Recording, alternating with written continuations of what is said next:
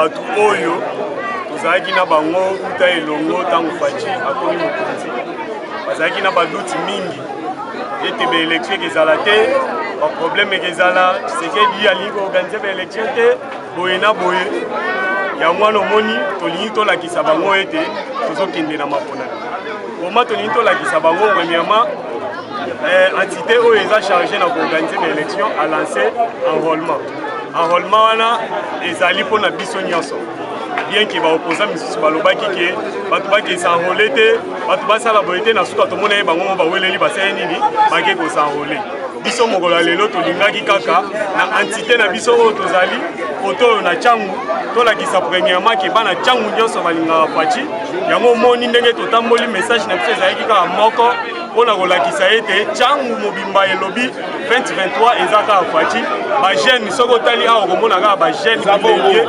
bilenge nyonso ya ntango balobi 2023 bango kaka Faci beton mpe tosengi na baoyo nyonso nano basenrôle te bakende kosenrôle parce que élection ezali balanda maloba bato ya mokili te. Oui, ce qu'il faudra retenir pour la journée d'aujourd'hui, c'est que, vous voyez ici, nous sommes à Tchangou. Notre côté, notre district Tchangou a été mal réputé pour dire que non, on jette des pierres sur le président de la République, on fait des histoires que le président n'aime pas, voilà, de gauche à droite. On a organisé cette activité d'aujourd'hui, premièrement, pour faire voir au monde entier, à tout le monde que Tchangou c'est Faci. Donc les jeunes de la Tchangou ont décidé, ils ont déjà signé, ils ont dit 2023, Faci toujours président. Et c'est aussi pour mobiliser les jeunes, mobiliser les mamans, toute la population de la Tchangou, d'aller se faire enrôler massivement parce que 2023 ici, il y aura les élections. Et les gagnants, c'est notre béton. Les gagnants, c'est notre Mukwato Molo. Les gagnants, c'est notre Faci béton. Mwinda, étoile là où il est déjà les gagnants. Merci. Bonjour maman. Voilà, tout ça wapi. Lelo botambo bitomoni bino penza bozalaki ofuro mule botambola botambola owa. Lelo botambola kitulaki tolakisa ministère na biso Faci amona souci na biso. Amona souci na biso na quartier de Muvanda tozala toujours ka bato tozala avec tozala suka ata la campagne de quartier mais ata la modèle tozala moko moni modèle bato bakiti kotambola na modèle tozala la poto kotambola la salité donc on sentit que non tozala place au moins tozalaki na nzela po tola sa papa fatigué en tout cas ata la biso na kotambola voilà, deuxième mandat chef non, tout ça, il y a vraiment à la machine, les andés. Donc, on a compris que c'est de la moquille à vous. Il y a béton, donc il y a vraiment. Donc, ça vraiment la ciment. Mais à tel la mission comme quartier, les gens la pauvreté, à tel la mission quartier, les gens la souffrance, à tel la mission quartier, la quartier la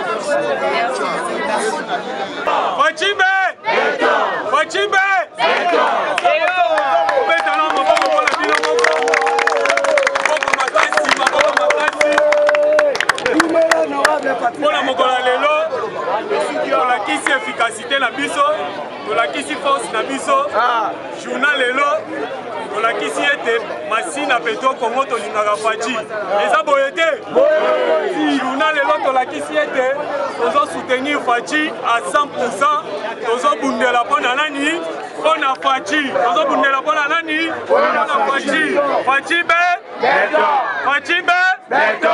yango message na opesa bino ezali oyo nyonso nano azwi carte na ye te oyo aza na age ya kozwa carte donc je crois à partir ya 17 ans mata kuna ata 1000 ans oza na droit ya kozwa carte oyo nyonso aza na droit ya kozwa carte d'électeur na ye akende deja kozwa yango parce que na décembre awa tokokende na maponami tokokende kopona premièrement Faci béton eza boye te tokokende kopona premièrement nani Faci béton tokokende kopona nani Faci béton voilà tokopona liboso Faci béton et puis na nsima tokopona badepute oyo bazosoutenir Fachi Beto eza boye te na yango na bandaku bamama bapapa biso toza bagene tokende kopase message na bandaku oyo nyonso na nazwi carte na ye te s'il faut avanda ata journée mobimba asala molongo mpo azwa carte asala effort ya kozwa carte eza bongo te na yango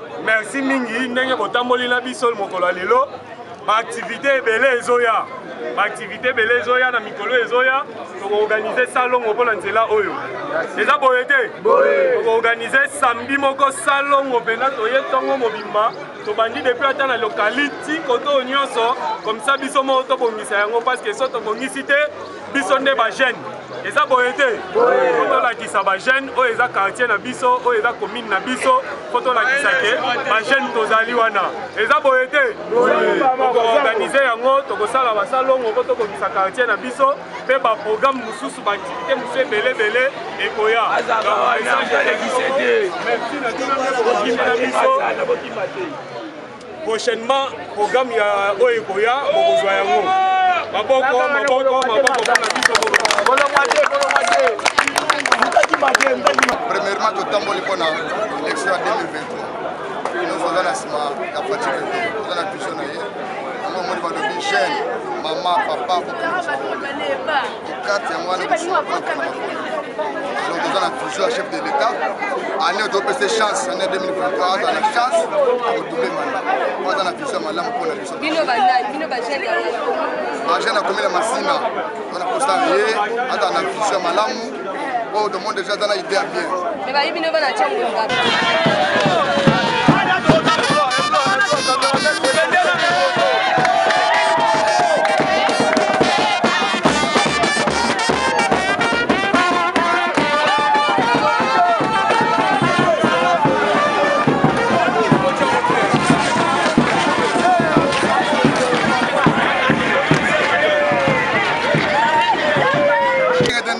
basa makamba bien pe to mona idée les amala avec le bosso mona mboka les sous kinois bon yep ça m'a donc linga de majorité to voter ba député na ye pour ça mosala malamu so la majorité dans l'assemblée to sala bien on a fait un empêchement de voter ça normal merci OK biso do linga Fachi Beto na to bon président au théâtre ba ko wana banani wana atano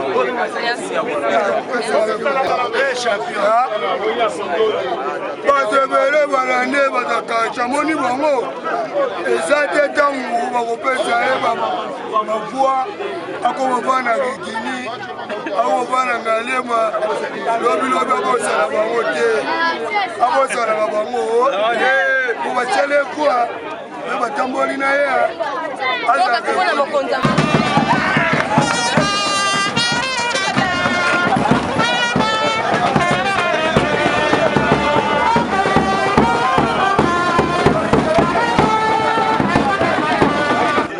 parce que pour tout est là, il est là parce que ça va un peu du bien parce que l'élection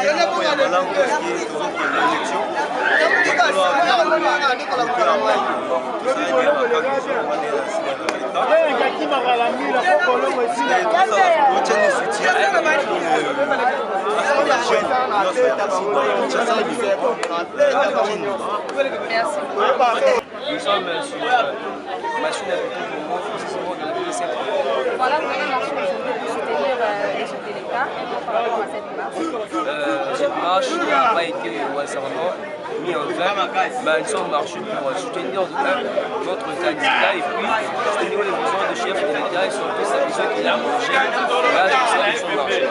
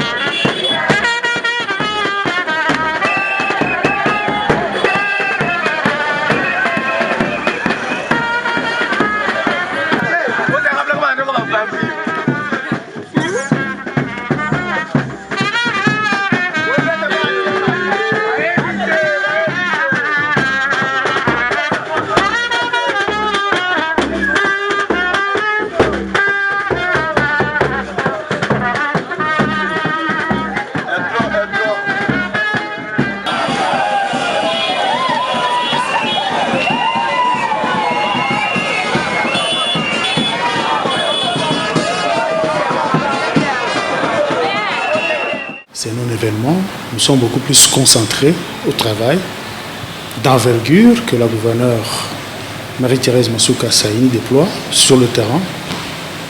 La transformation spectaculaire, la transformation positive, remarquable, qui s'observe dans tous les secteurs de la vie provinciale. Il y a des écoles qui se construisent.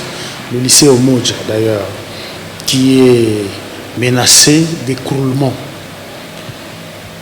va être doté d'une autre infrastructure dans la périphérie de Kolwezi, précisément dans le territoire de Muchacha. Cette école va avoir de nouvelles infrastructures, dont un internat et un hôpital moderne. L'aérogare de Kolwezi, les travaux sont presque terminés. Ça fera la fierté de tout un pays. La salle village de congrès, la salle de spectacle, les travaux évoluent de manière remarquable. Le Lualaba se transforme, le Lualaba se modernise chaque jour. Le processus de changement d'image de la province du Lualaba, comme le veut le chef de l'État Félix-Antoine Tshisekedi Tshilombo, se poursuit normalement en dépit de quelques défis que vous connaissez avec le problème de financement de différents projets. Ceux qui se livrent à la distraction, c'est leur droit, mais le peuple lualabais dans sa majorité n'est pas appelé à être distrait parce que les choses changent, les choses avancent positivement en un laps de temps. L'institution habilitée à traiter de cette question, vous la connaissez, c'est la CENI. Donc nous, ici, on n'a pas le temps de nous distraire. Nous sommes en train de travailler. La gouverneure, l'équipe gouvernementale de Masuka travaille et ce qu'elle fait est visible. Donc c'est un soleil qui brille dont les rayons ne peuvent pas être étouffés par une main. Donc c'est un travail qui est visible.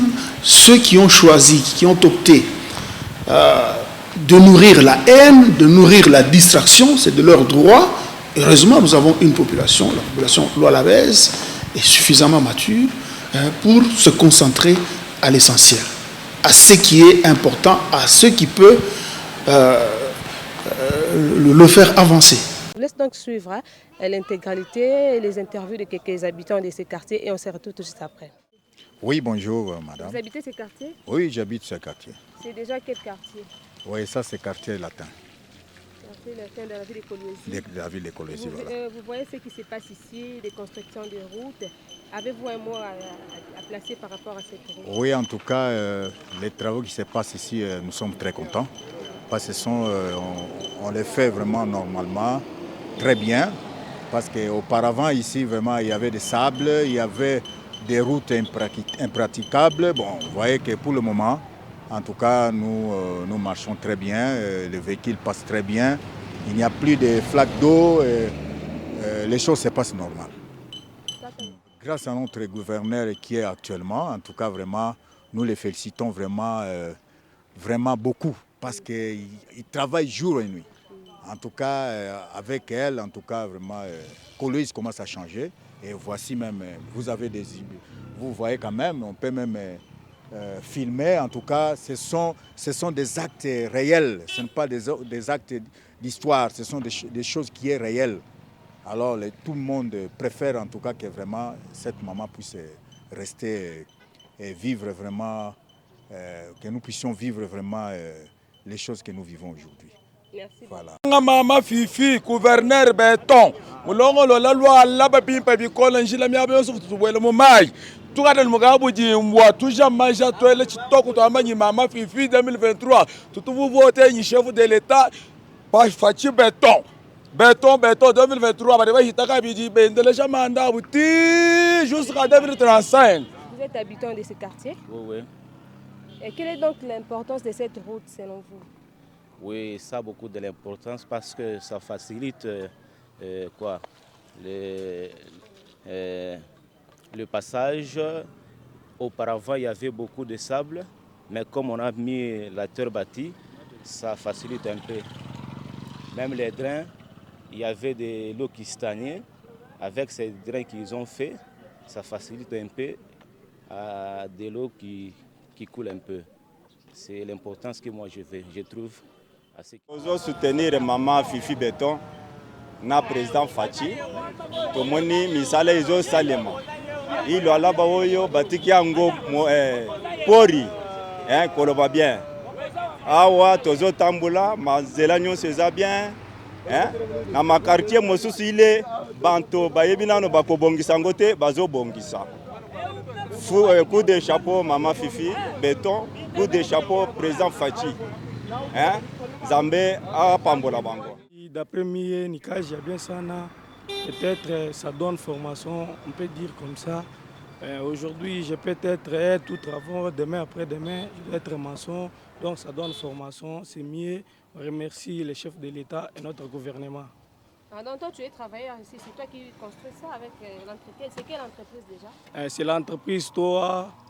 J'avais commencé aussi seulement comme ça, petit à petit, mais pour le moment, je me trouve aussi, je suis maçon. Vraiment, ça fait l'honneur. Ça pour notre gouverneur, vraiment, Maman Fifi Masuka, Maman bien, vraiment, merci sana, parce que tout n'a déjà sorti, tout n'a tout mis qu'à Makaji.